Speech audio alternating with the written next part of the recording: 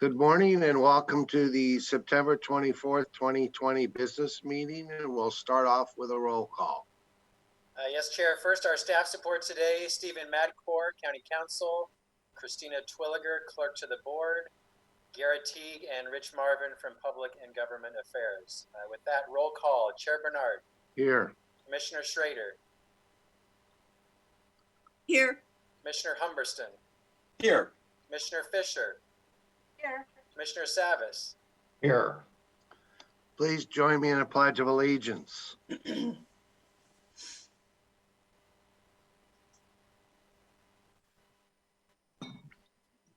pledge allegiance to the flag of the United States of America and to the republic for which it stands, one nation, under God, indivisible, with liberty and justice for all. We are holding this meeting virtually. If you've joined us on Zoom app for this meeting and you are interested in providing public comment, we'll prompt you regarding how to do that when the time is right. You will have the option of providing your comments to us live. Alternatively, anyone can send in a comment to be read at the public communication portion of our meeting over email. Just send it at any time during the meeting to bcc@clackamas.us. Be sure to include your name and the area where you live. And with that, turn it over to you, Gary. Yes, thank you, Chair. First, we'll start with wildfire updates. We have Nancy Bush, Director of Disaster Management and Incident Commander of our Wildfire Emergency Operations Center. Go ahead, please, Nancy. All right, thank you. Good morning, everyone. The first thing I want to let everyone know that we have now combined our wildfire and COVID EOCs. We're now together and we're working together, and we have now 3 co-commanders over between wildfire and COVID. Also want to let everyone know that FEMA is now here. They have some boots on the ground. They were in Moala and Estacada yesterday, helping individuals sign up for relief and trying to figure out how they may be able to help them. And as we move forward next week, we will be having a resource center open, which of course they will be a part of that as well as the state and the county. So our evacuation levels, as everyone knows, did change yesterday. So now at level 3, which is the go now, there's about 100 and 156 that are in a level 3, which is down quite a bit. So we've worked really hard to get that number down as much as we can. Level 2, which is be ready, is now at 2,029. Level 1, which is our get set, is 3,993.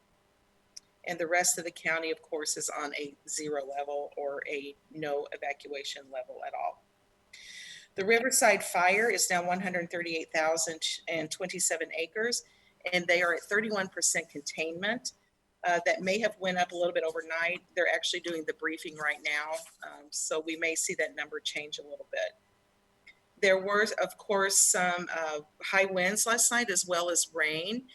The rain, of course, is welcome. The high winds is always a little bit tricky. So we do have on all of the fires that we're going to be covering, including Riverside, they have people looking for trees that may be in danger of coming down.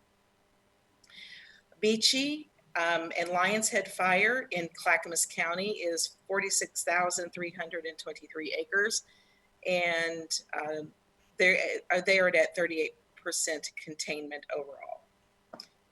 Our Unger Fire is 497 acres and is 100% contained. The Doughty Fire, which was 1,509 acres, is 100% contained.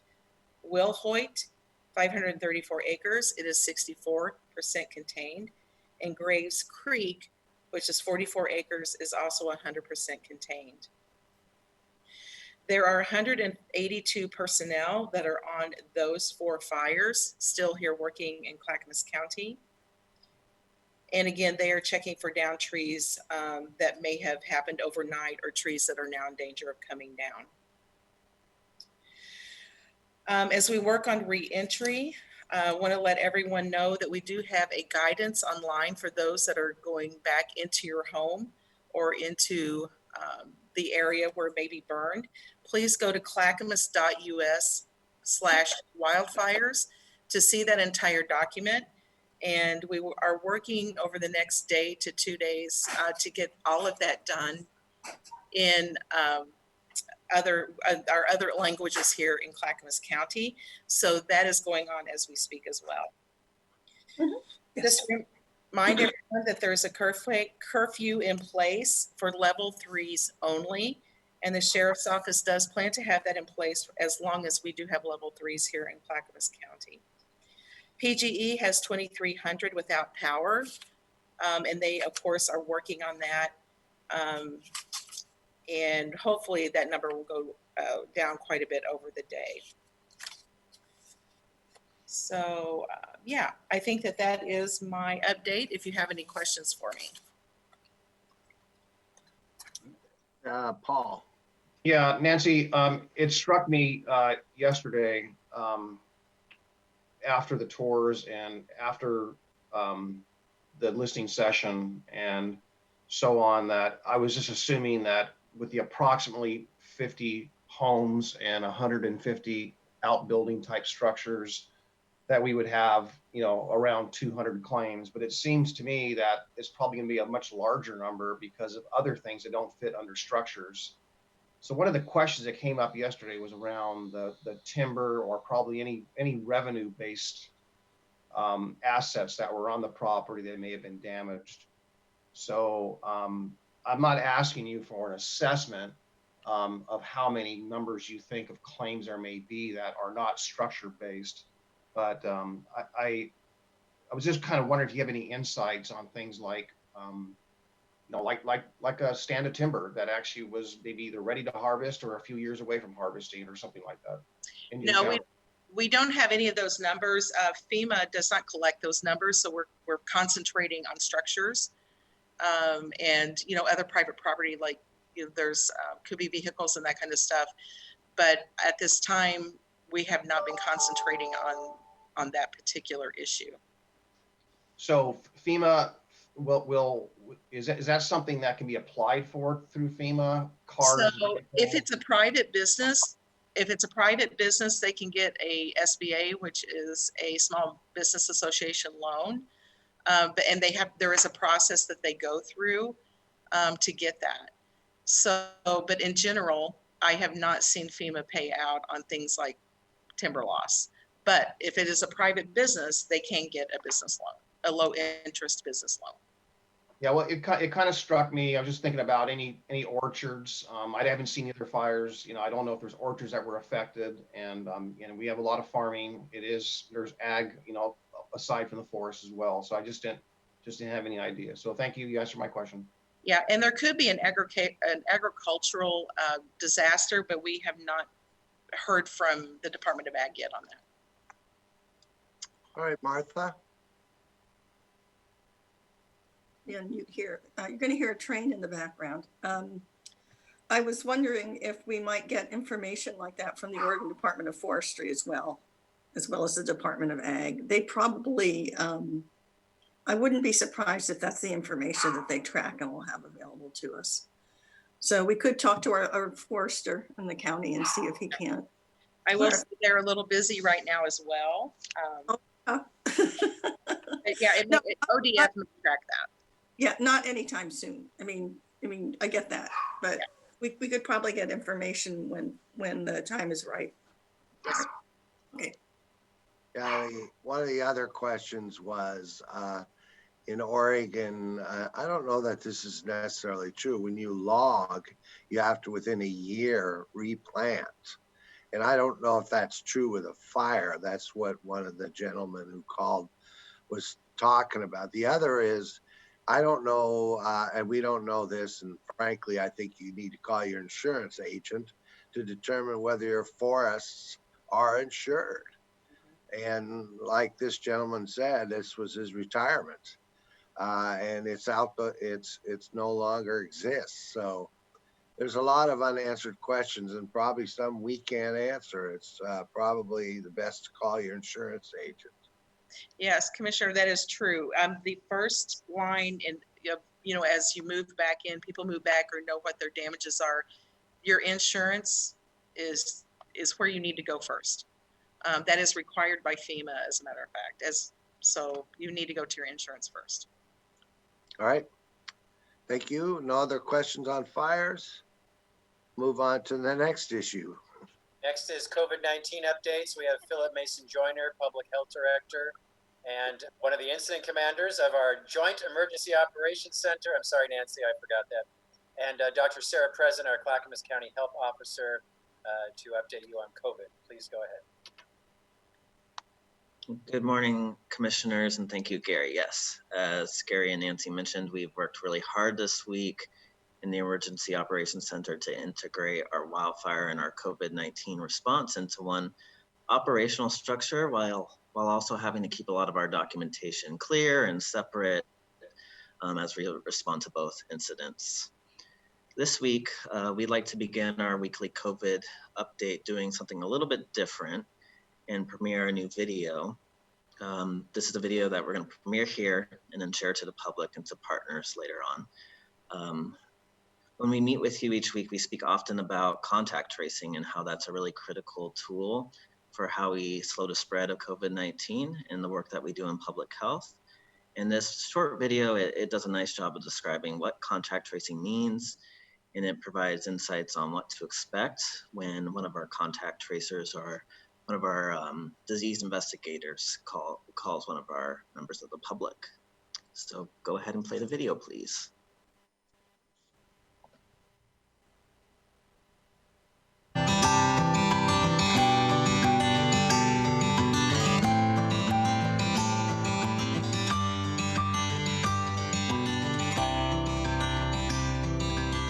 My name is Katrina Dowdy. I use the pronouns she, her, hers, and I'm a disease investigative specialist here at Clackamas County Public Health. There is no normal day in the life of a DIS or in the life of COVID. So we're all changing every day, learning new things, learning new information. For me, a lot of my day looks like contacting outbreaks. Clackamas County Public Health. So I'm doing a lot of work with long-term care facilities, with schools, with childcare, and with farms, specifically focusing on facilities and businesses that have outbreaks, and helping them keep their employees safe and their community safe, and making sure we can reduce the number of cases. A lot of folks in the community are scared. There's information being spread around that isn't necessarily accurate. And so really reaching folks where they are is really important. And building that trust with people can be really difficult, understandably. Knowing that I can help keep communities safe and watching as we stop the spread is really rewarding, especially knowing that some of our most vulnerable populations and most targeted communities are the most at risk of COVID. I'm really grateful for our team here at Public Health. I see how dedicated folks are to making sure we contact everyone and relay accurate scientific information. COVID-19 has affected almost every part of people's lives, and I know that's really exhausting. And so it's really important that we all do everything we can to get through this together as quickly as possible. Some of that is wearing a mask. Some of that is only going out when you need to go out. And supporting local business helps us make sure we can all get through this together. It's really important.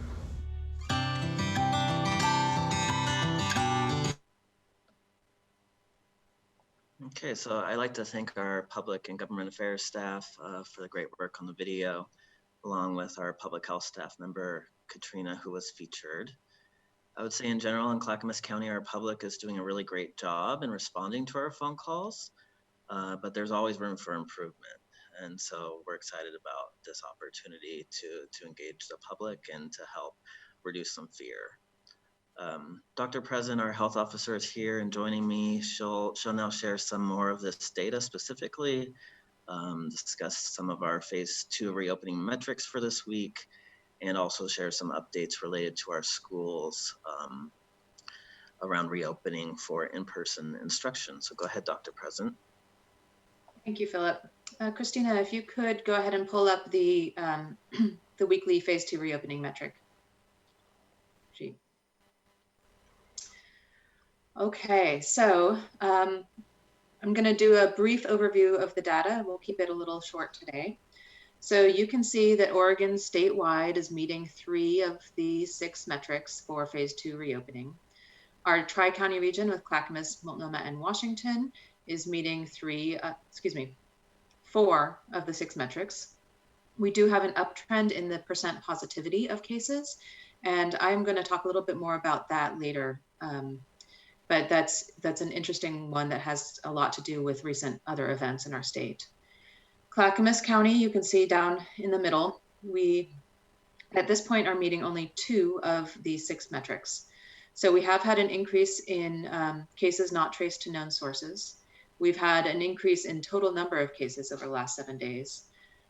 We have not quite met the metrics for following up within 24 hours, the first attempt, and our percent positivity is up. Before we go on to the other counties, we'll look at Washington and Multnomah as well.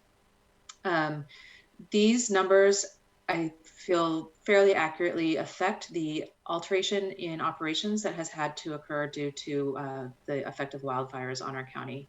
So it's both ability to contact people who have evacuated, as well as our staff, the strains and stress on the staff, the staff in public health themselves. So we've had some decreased capacity. The staff that have worked, the majority of them have shown up and have been working so hard through all of this. There's been a big push to contact anyone in the evacuation zone who is a known positive case or contacts, and ensure that people are safe. We do know that there has been some spread amongst evacuees, already spreading to family members or others to whom that they evacuated. But we are identifying that, and that I don't think is completely unexpected. The uptrend in test positivity, both in Clackamas and the state, we suspect a lot of this has to do with the decreased testing capacity, much of that due to the wildfires themselves. We had several of our outpatient clinics who normally do testing had to close, whether they were evacuating or they were closed due to the smoke and the air quality. We know that our Oregon State Public Health Lab actually had to close down themselves for a couple of days due to the air quality in the building.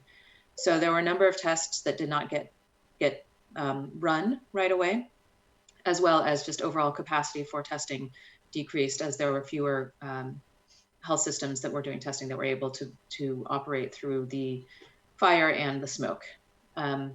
So as the air quality has cleared and and operations are getting back to some sense of normal after the initial fire spread, I would anticipate that to improve. But at this point, it's really hard to know what the effects in the next several weeks are from both the wildfires and Labor Day weekend, which happened right before. So some of the increase in cases we do believe is a likely uptick that we had somewhat anticipated from Labor Day, but it's really hard to tell the difference between the two and the effects of the two events.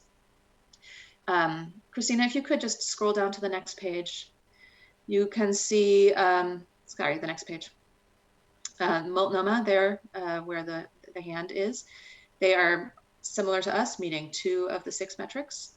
And then down to Washington County, please. They are meeting 3 of the 6 metrics. So all of us have had an increase in the percent positivity, and that I think is related to the concerns that I just discussed. Christina, if you could switch over. I only have one PowerPoint slide on our county data today. Not a whole lot has changed, really, other than what I've just been discussing. Can you make it a bigger screen view? Perhaps.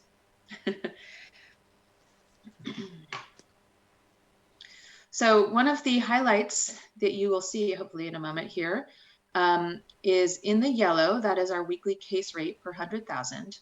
And we have in fact been at under 30 per 100,000 for 3 weeks in a row. So that is one of the major metrics that needs to be met for the exception for kindergarten through 3rd grade to have in-person learning. Again, the percent positivity is also supposed to be under 5%, but we just got an alert from Oregon Department of Education about 20 minutes prior to this meeting that they are going to suspend that metric for the month of September due to all of the impacts of wildfires and air quality. So what this means is that we do have schools that are eligible to open to K-3 in-person learning at this point, and we will be working closely with our schools who want to do that to ensure that they meet all of the other criteria. And so that is something that I feel very excited about. I wanted to show you if you look down at the bottom right, the case count by day, holding fairly steady. This week has been weird. So next week, you will likely see one day with 9 cases and one day with, I believe, 32 cases. And a lot of that has to do with sort of the backlog of tests that weren't done and then were done when things reopened. So the case count by day will be up and down next week. And I am not sure what that will actually do to our overall cases per 100,000 at this point. I am concerned that we might bump up, and I hope that we don't bump up over that 30, but I can't quite predict that. And then if you look at the outbreaks, we have fewer outbreaks reported in workplaces. We have fewer outbreaks reported overall, actually, but our sporadic cases, so the numbers are the ones that are not traced to known sources, has significantly increased in this last week. I think there are lots of potential reasons for that. I do see that I don't believe that this is due to people not being willing to tell us the information. My concern is that there is an increased sporadic rate. Some of that may be due to movement or to Labor Day. We're unsure, but we have 53% not traced to a known source, which is higher than we have since we started tracking this metric. So it will be interesting to see what happens to that over the next few weeks. Like I've told you a number of times, 1 week does not make a trend, and it's hard to predict what happens. Every day is different in this pandemic. And with that, I believe I will take any questions.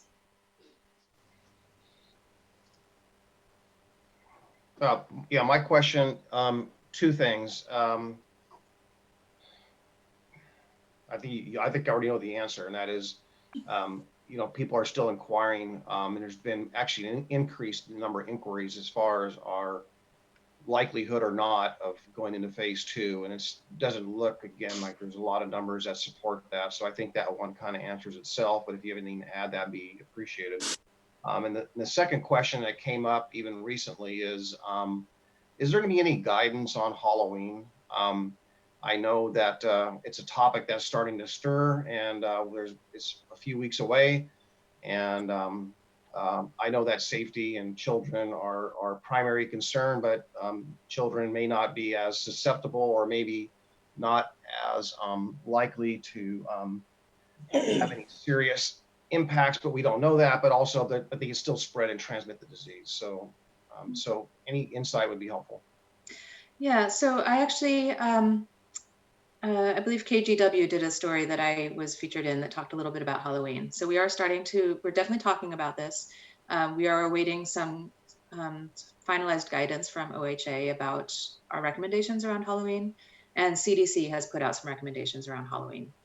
So if you look at the CDC website, they have halloween2020.org, and they have some recommendations around Halloween. We would be in a yellow zone. So they have, I think, green, yellow, and red of what they recommend people do, which means that, just as our general recommendations right now, avoid large parties, avoid large gatherings, try to stay within your own social circle, try to find fun alternatives such as pumpkin carving at home or perhaps a scavenger hunt.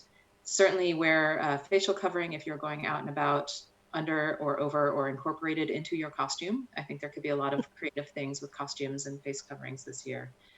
And there's well, trick-or-treating has many risks, as does any sort of general interactions with people you don't know right now. There are some things that people can do to make trick-or-treating safer. So wearing the facial coverings, going with your household or others that are in your already close social circle, staying 6 feet away from others who are not people in your close household, and bringing hand sanitizer with you and frequently hand sanitizing. And certainly if you are ill, stay home and do not go trick-or-treating. And if you are ill and as a homeowner, do not offer treats. If you are yourself ill, please stay inside and don't expose yourself to others. There's some guidance about potential ways of creatively making distance between a homeowner and those trick-or-treating, whether that's a table for dispensing treats or candy, or we've seen some creative engineering drawings around candy chutes where you can roll the candy down to people on the sidewalk, or other sort of drive scooter by things. So there's a lot of creative options out there, and I think all of the holidays are going to look really different this year, and using Halloween as a way of just bringing out some creativity while we all remain safe could bring some interesting, fun things. Thank you. Yeah. Before I go to Martha, I just want to talk a little bit about what Paul said, and that is, decoupling from Multnomah and Washington County would not do us any good. We have not yet been able to achieve all the metrics, the 6 metrics that the governor has asked us to do. So, and actually now we're actually doing worse than Washington County. So while we're still talking about it, we'll be talking about it next Wednesday about trying to open up the county. The results are not good. So decoupling at this point is not something that's going to happen because the governor said it's not, and we haven't even been successful on the metrics yet. So, and once you are successful on the metrics, I believe you still have to wait 2 to 3 weeks to get to request moving to phase 2. So we haven't been able to do that yet. So Martha. Yeah, so I just had a quick question about the daycare information. So when we're talking about infection, are we making a distinction between the adults that are working as daycare workers versus the children, or just kind of combining? I guess I'm just trying to figure out, are the children getting infected? Yeah, as well as the adults. Yeah.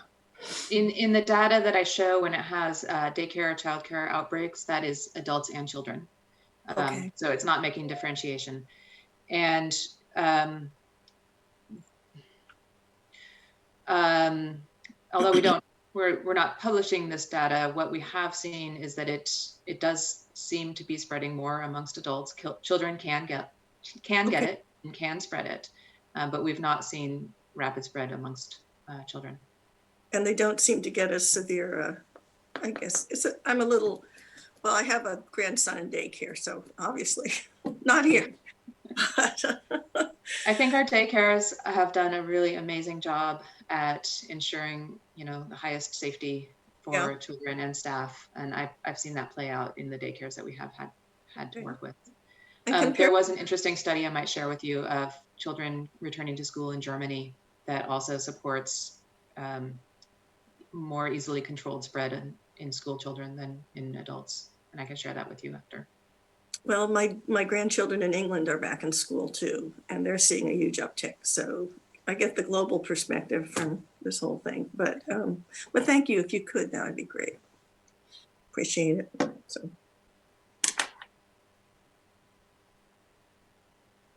Chair Bernard, you're on mute. I don't see any other questions. So Gary, what's up next? Thank you. Yes, I have an update if Nancy will stay for just a second. So commissioners, you may recall, we temporarily closed the Development Services Building to the public for the last week and a half so that we could stage our Emergency Operations Center in the majority of that building. I'm pleased to say that we have condensed our space that we're using for the Emergency Operations Center so that we can now reopen the Development Services Building to the public as of this Monday, September 28th. So we'll get notice out to the community But both our development services building and public services building will now be both open to the public as of Monday from the hours of 9 a.m. to 2 p.m. We're still operating under those reduced hours Monday through Thursday, but wanted to share that news. And then I do want to share with you several contracts I signed on your behalf under both the COVID and wildfire emergency declarations. I have emailed these to you previously, but for the record, I will state them again, and I am seeking your ratification of these contracts. First, under the wildfire emergency declaration, a contract for Health, Housing, and Human Services that I signed on September 18th. It was for the county to provide Go Teams mental health support services at the Clackamas Town Center. We are going to have a table or booth there within the center at the food court to support the community. There is no charge for this, no general funds involved, no money involved at all. It is simply an agreement between Clackamas County and Brookfield Properties that operates the Clackamas Town Center. Next, I signed for Health, Housing, and Human Services on September 17th, approval of a grant agreement with the United States Department of Housing and Urban Development for a continuum of care program for the Hope 2 leasing program for the purposes of providing permanent supportive housing. This is a grant Clackamas County already receives, but it was for a grant renewal in the amount of $78,537. No general funds are involved. I do want to tell you on this one, it technically was not part of the wildfire or COVID emergency declaration. The issue was the U.S. Department of Housing and Urban Development changed the deadline to where we could not get it before you as a board to approve. County Council affirmed I would have the authority to sign this on your behalf, but I want to own up to it. This was an anomaly. It did not fit under one of your declarations, but I felt that you would support this because it is a grant we had already been receiving for permanent supportive housing. So I'm just owning this, commissioners. You should have signed this, but I did this on your behalf because there was no time for you to meet. You can reprimand me shortly if you wish. Finally, under the COVID emergency declaration, for Health, Housing, and Human Services on September 18th, I signed approval of amendment number 10 to an intergovernmental agreement with the state of Oregon through the Oregon Health Authority for operation and financing of community mental health, addiction treatment, recovery and prevention services, and problem gambling programs. This is a contract amendment. It adds $861,235 to the value of our existing agreement, which makes the total value of our contract with the Oregon Health Authority $13,524,000. These are funds coming to Clackamas County to provide these community mental health services. No general funds are involved. So with that, commissioners, I'm seeking your ratification of these 3 contracts I signed on your behalf last week. Mr. Chairman, I move to ratify the contract signings by our general manager as presented. Second. It's been moved and second that we ratify the contracts signed by our county administrator, Gary Schmidt. Any further discussion? Christina, please poll us. All right, Commissioner Fisher? Aye. Commissioner Humbertston? Aye. Commissioner Savitz? Aye. Commissioner Schrader? Oh, you're on mute, Commissioner Schrader. Aye. Thank you. And Chair Bernard?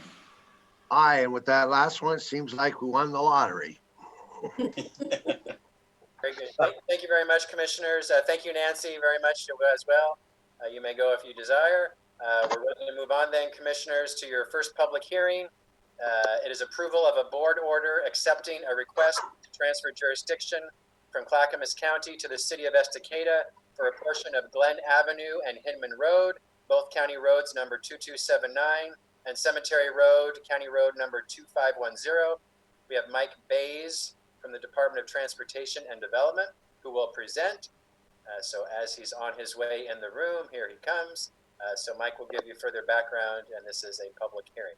So Mike, as soon as you, if you could unmute yourself, please, Mike.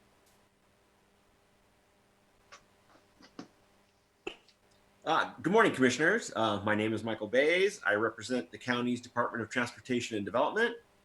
Today, we have before you a request to approve a board order for the transfer of jurisdiction over portions of Cemetery Road, Glen Avenue, and Hinman Road from Clackamas County to the city of Estacada. This request has been discussed by the staff of both jurisdictions.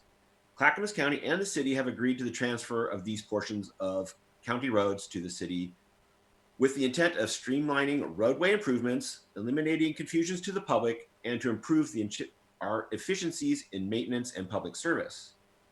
The portions of Cemetery Road, Glen Avenue, and Hinman Road to be transferred are located entirely within the city limits of Estacada. Clackamas County has agreed to provide the city of Estacada funds in the amount of $11,200, which is the equivalent of a 2-inch asphalt overlay over the portion of Cemetery Road to be transferred. The portion of Cemetery Road to be transferred is 353 feet long and contains 10,085 square feet of right-of-way.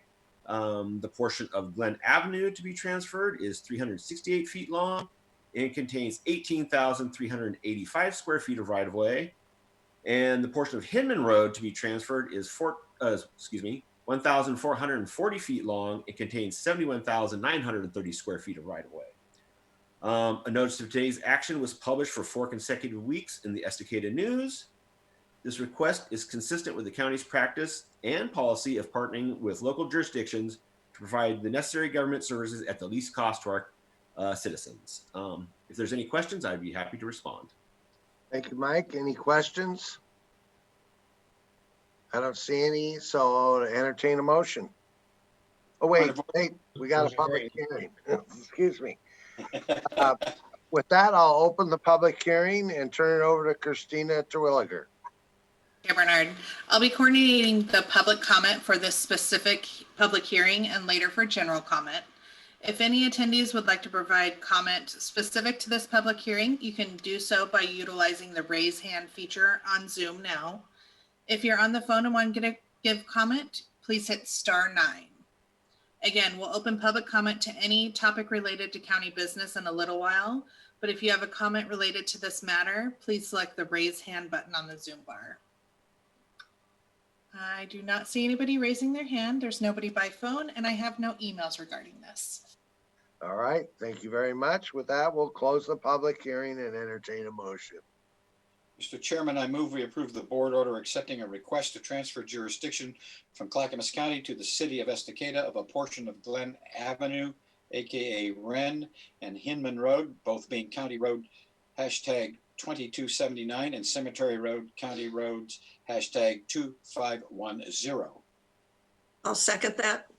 It's been moved and second that we approve a board order accepting the request to transfer jurisdiction of Clackamas County from Clackamas County to the city of Estacada, a portion of Glen Avenue and Hinman Road, both being County Road number 2279 and Cemetery Road, County Road number 2510. Any other questions? I mean, I don't need to say that. All right. Will you please poll us? Commissioner Fisher? Aye. Commissioner Humbertson? Aye. Commissioner Savas? Aye. Commissioner Schrader? Aye. And Chair Bernard. Aye. With that, the motion carries unanimously. And the next item, Gary, is? The consent agenda, and Christina will read that.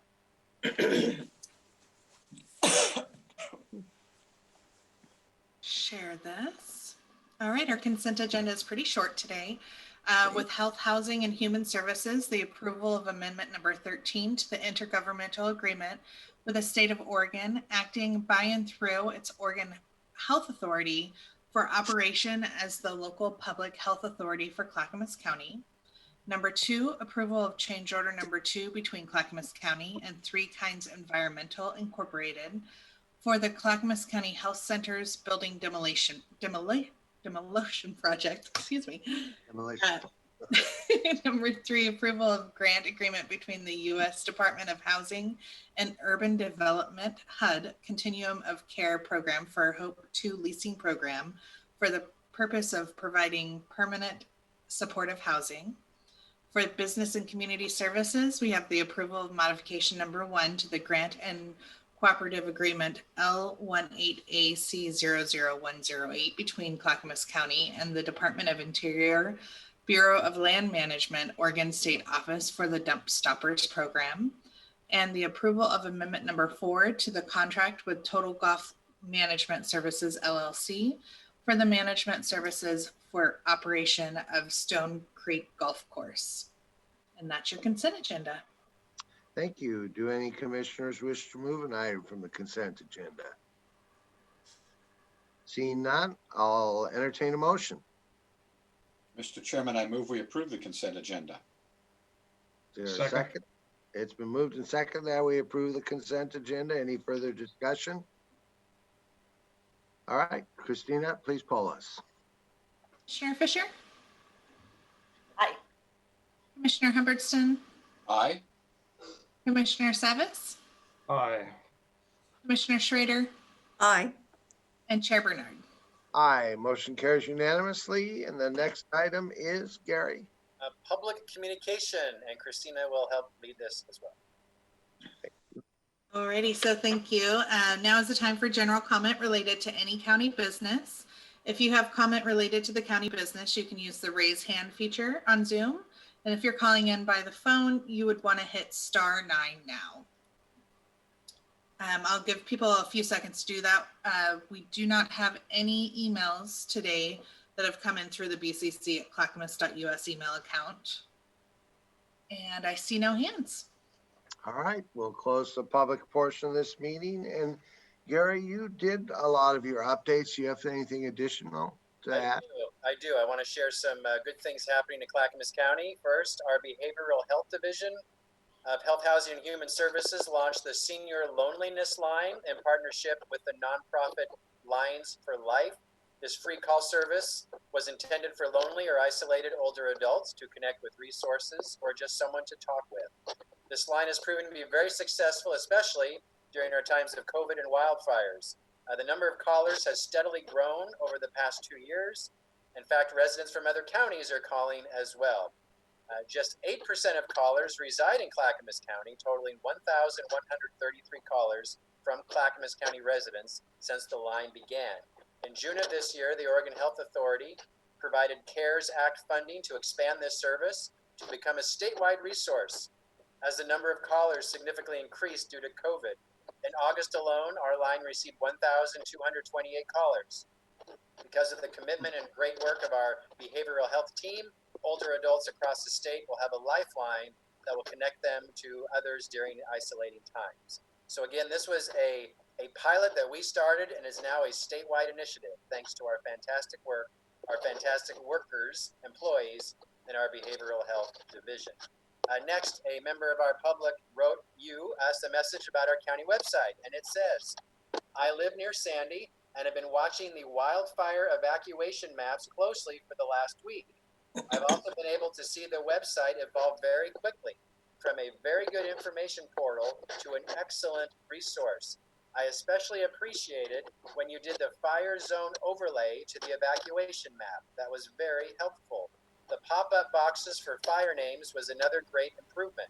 So here's a shout out to the team that compiles the information on this very complex situation, and your website team for evolving the website rapidly and in real time to give the citizens of Clackamas County the information they desperately need. So thank you to our Emergency Operations Center and Public and Government Affairs for ensuring we were submitting information timely and quickly on our website and in other resource means. That is my update today, Commissioners and Chair. Thank you. Thank you. And now we'll move on to Commissioner Communication. And Ken, you're up first. Thank you, Mr. Chairman. I want to use my time today just to say thank you to all the citizen volunteers that stepped up during these fires, whether it was fighting fires on their own or providing food, clothing, sundries, shelter, etc. for evacuees. The communities of Molalla and Estacada in particular, I single out for incredible effort on their part. Sandy for receiving folks, Elks Lodge for their support of evacuees, Clackamas Town Center likewise. It makes one very proud to be as I like to call it, a Clackamaniac. We have some wonderful people in our community, and I don't think we should ever forget that. So I just wanted to use my time to say thank you to all of them for all that they did. We were all in this together, and it was amazing how many people turned to help. Thank you. Thank you. Paul? Yeah, I definitely want to expand. I think Ken did a great job of recognizing the folks that did all the extra work, and they're still helping people, feeding people and bringing food, and that ongoing support, as well as all the people who were involved in the firefighters, both professionally and both on the volunteer side, that saved these structures. As I was reflecting last evening after my last meeting late last night as to how the day went, I realized that, or questioned, was curious as to how many of the structures that we saw that were saved or didn't experience any damage, while a neighboring property may have experienced significant damage. How many of those may have been as a result of firefighting that saved that particular home. So what was amazing to us yesterday was seeing how many structures were actually saved, but very sobering, of course, the structures that were lost. But I think maybe part of that mystery is why so many may not be a mystery at all. It may just be, again, that excellent firefighting that saved those structures. But I certainly want to expand yesterday recognition to all of the folks that came from other states that helped volunteer, not volunteer, but helped, well, that too, that fought these fires and put their lives at risk. And that was pretty rewarding in the sense that we saw people come together, and we always share resources. I know over the years when there's been fires in other states, we have sent our folks out there to help fight these fires. And so that collaboration definitely has paid off. It was also very refreshing yesterday to see how much of the, I think a lot of us are, if you haven't been on Highway 211 or on some of these rural roads, we just imagine the worst, but there was damage indeed. But there were certainly a lot of our areas are still safe and sound. So that was, I think, rewarding from that aspect. And, following on the heels of the comments yesterday during our listening session and all the information and phone calls and communications that I've been part of, we always learn, even from successes. We realize there's areas we can always do better. And I think it's important to recognize that. I was raised, my grandparents, my parents raised me to always said, Paul, learn from your mistakes. Always own up to your mistakes and learn from them. But I think what sometimes we forget is that we ought to also recognize what our successes in particular and what went right, and not to forget what went right and how to do that again, so that we had to put emphasis on all of that and not forget that. And it's very hard to learn. It's harder to learn from a success than it is to learn sometimes from a mistake, because some mistakes just bear on our minds and they bear very heavily. But I don't think anyone could have predicted that this much of Oregon would have been on fire, and that that many counties would be affected, and that we would actually have a shortage of personnel to fight these fires in literally hours.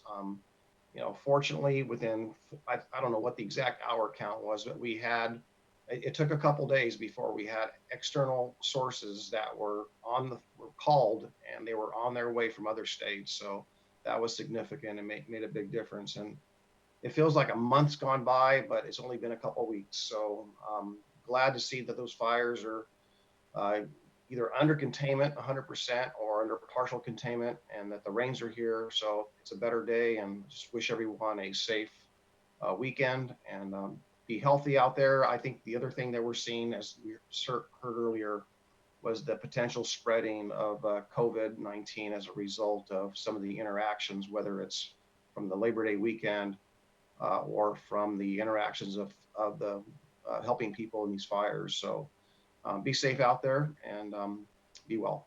Thank you. Thank you. Sonia? Mike? Thank you, Mr. Chair. I also want to talk about our tour yesterday, and I have to give a big shout out to Christina and to Drenda. I really planned ahead. I emailed my pictures early this morning, and guess what? They didn't get there. So I whittled down what I wanted to share so that it would work within the data of technology. And Christina has just a few that I want to talk about that I was able to take yesterday. The first picture is when we were on our way to the Dowdy fire, and am I saying that right? Is it Dowdy? I believe so. Okay, thanks. It is past, if you look at the map, and I had to look at my GPS locator on my phone to actually get a real sense of where I was in proximity to the things that I know and recognize within Clackamas County. But it's right there next to the Clackamas River and between Barton Park and MacIver Park. And Christina, if you can do the next picture. You can see that the beautiful river there and the dark trees are burnt, which is quite a contrast. And when we were there at that site, and I don't have pictures of this, but this is where we could see that there was still stumps burning. There was some smoke coming up from the ground. And one thing that I learned that I didn't know before yesterday is that the roots of trees are actually continue to burn underneath the ground, and you can't really see it except for a little bit of smoke. And that was a real eye-opening experience to be right there on the site with the fire, and the firefighters were actually there still working, putting out hot spots. Okay, next picture, please. So this was, we went on a drive then through the Riverside fire, and this was the site of a church, and that was all that was left of the church. It was we were doing our drive. In my experience, that was the most dramatic image that I saw, where it was just completely gone, and you can see that it looks like that a fireplace is there. And next picture. Oh, wait, there's another picture of a sign that I wanted to, the very last picture, sorry. And then that was still there, the sign of the church. Encourage someone today, let's have church. So I don't know if folks came back and put that message up after the fire or if that was there before the fire, but it really spoke to me as you look at what was completely lost, and then you have these beautiful community messages out there. So, okay, and then the picture of the truck, if we could.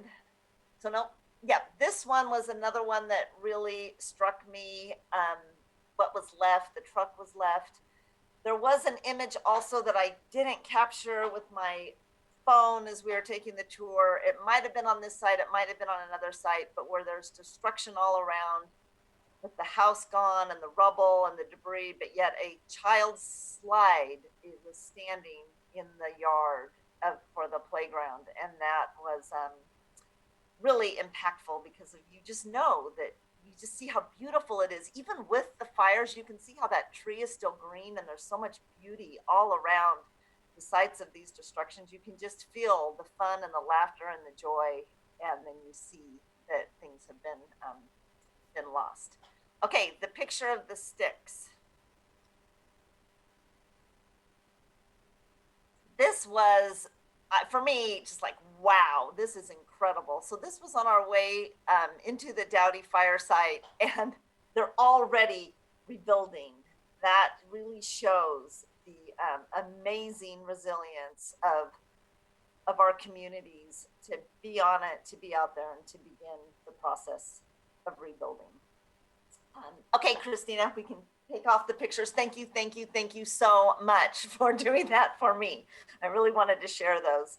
You know, Paul really talked about the need out there. Well, Levi is from the Oregon Department of Forestry, and he shared with us when we were on the site of the Dowdy fire that usually they have 8 engines and 2 supervisors for a really large, vast area of land, all the way from Troutdale to up towards, and somebody may need to correct me because I might not remember, but south into Clackamas. Oh wait, is it to Lyons?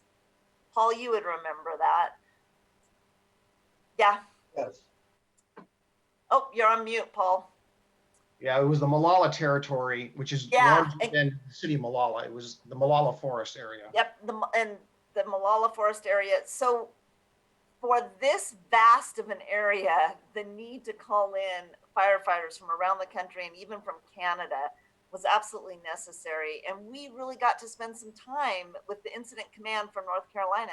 And that was incredible to see their commitment and their care for our community. And they talked about how we helped them in 2016 in North Carolina when they had a very serious fire there.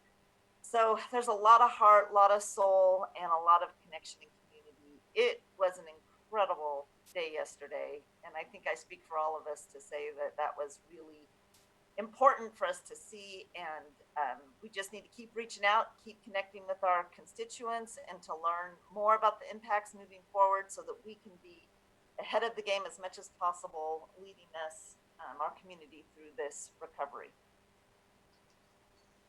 Thank you. Martha. Well, thanks, everyone. I think yesterday was a remarkable experience. It certainly shows how resilient our rural communities are, I think. I had the opportunity not only to go with my colleagues yesterday, which I really enjoyed in terms of going together to see how our rural communities have suffered, but they will rise from the ashes. Literally, I truly believe that. The previous week, I had an opportunity. I went to Malala, and I got to meet the folks who were I think they were on television. I don't remember, didn't see it, but the Hillbilly Brigade. And these were a group of folks up in the forefront of the fire. I did see there firsthand. What we saw yesterday is that you have some homes that remain standing and other homes that have just been burned to the ground. There didn't seem to be any rhyme or reason to it. And it was remarkable to me to see how they, as a group of volunteers, had set up food stations. They were helping each other. They got, this is up in Malala, they got equipment from private entities and actually at more than one point did their fire lines try to save their neighbors' homes. I will tell you that representative, used to be a representative of, I'd like to think of as a friend, Roger Byer was there. He sits, I believe, on a major fire council here in the state. And he and his brother who were there, he's a forester. We reviewed the map and they really gave me some detailed information. And I hope, if I can make this suggestion to all of us, that when we debrief with how all of this has been managed, that we include Roger and some of those folks up there who have some knowledge and how we can continue to manage it. It was pretty remarkable. I did finally have a meeting at MPAC last night, Metropolitan Policy Advisory Committee, and part of the discussion was with wildfires and the impact of heat and smoke. And I did remind my urban colleagues, who I have a great deal of respect for, to remember we were all impacted in the region in this way with heat and smoke, but remember where that heat and where that ash and smoke was coming from, and that was the burned up homes and burned up livelihoods of our rural communities. And I think this is something we're going to continue to have discussions about. There were some talks of controlled burns with one of the presentations. And I thought that was interesting as well, because I do think this is going to be an opening for us to have deeper discussions about forestry management, fuel load reduction, and what that might mean for us. So I'm hopeful that these discussions will be a bridge between the rural and urban communities and not a divide. Lastly, I did get a call from Senator Gerard last night. He lost his home in the Santiam fire. He is a very close friend. We served together in the Senate and became really good friends. My heart goes out to him. He has strongly suggested that we talk to our colleagues in Marion County because they are looking at land use laws, and are there ways that we can allow our rural communities to rebuild on the footprints that they've had with their homes in an expedited way. So colleagues, I'd like to bring that up eventually under issues, talk about it, see how we can cooperate with Marion County. I think they lost even more acres than we did. But how can we directly allow our rural communities to rebound with the help of our urban neighbors? So with that, that's all I've got for today. And thank you. It was really a wonderful experience to be all together yesterday. Great. Thank you, Martha. And it has been a while since we've been together, so it Yep. was great to see Yeah. you guys. Uh, I was a little disappointed in an article that came out. I saw that when we got done with our tour, an article came out about how dissatisfied people were with the firefighting. Because there were some people in Estacada who came out and they saw the firefighters in Estacada not out fighting the fire. Well, the number one goal in firefighting, of course, is to save lives and not to risk the lives of the firefighters. So that day when the wind was high and the smoke was so thick, they couldn't even tell where the fire was, even with drones couldn't fly over or anything. They had to back out of the fire and assess what their next line of attack was. I don't know about the people who are complaining, but I'd like to ask them how many of them have fought a fire and how many of them have the professional training to doubt the experience of the firefighters. It just shocks me. I would say that my first experience with not being satisfied was when I was mayor and a police action took place, and I started to make my own judgments. But the facts, I didn't have the facts, and you don't either. So to criticize the fire department's efforts, Chief Charlton said to us, he said, we don't have the resources to do this. We cannot fight this by ourselves. We need help. We've called the federal government, we called the state government.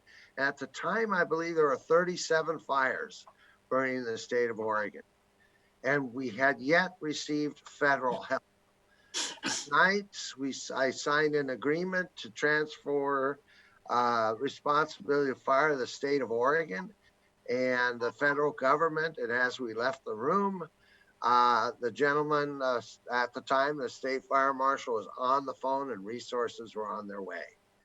So the other thing is, not a single life was lost, and that includes firefighters. Yes, there was property damage, 50 in Clackamas County.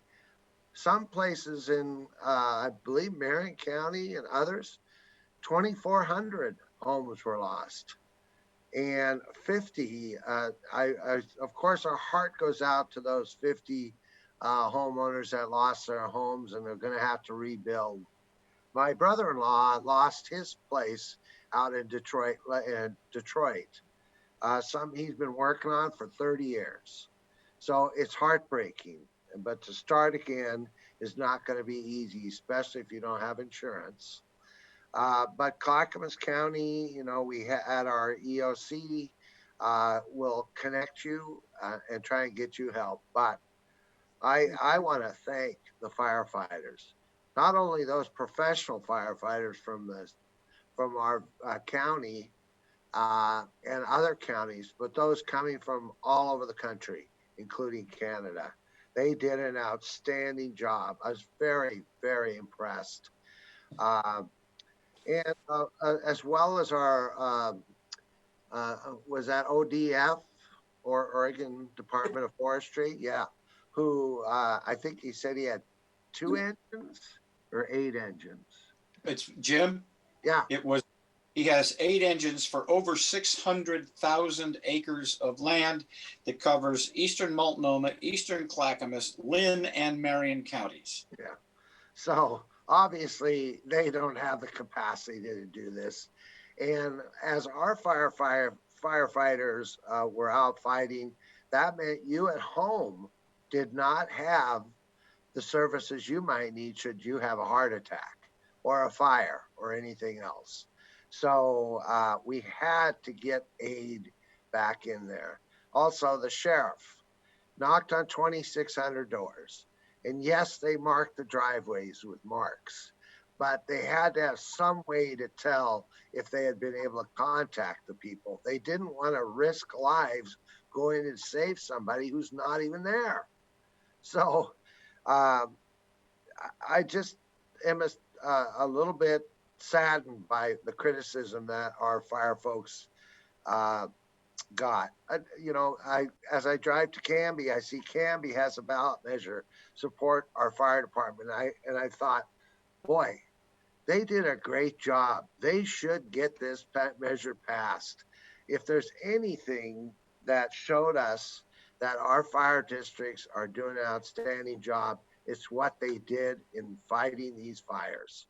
So that measure Canby has up. I'm going to be honored to vote yes on that. And of course, the county has a measure up for children. It's 15 cents, and I hope that you will consider supporting that.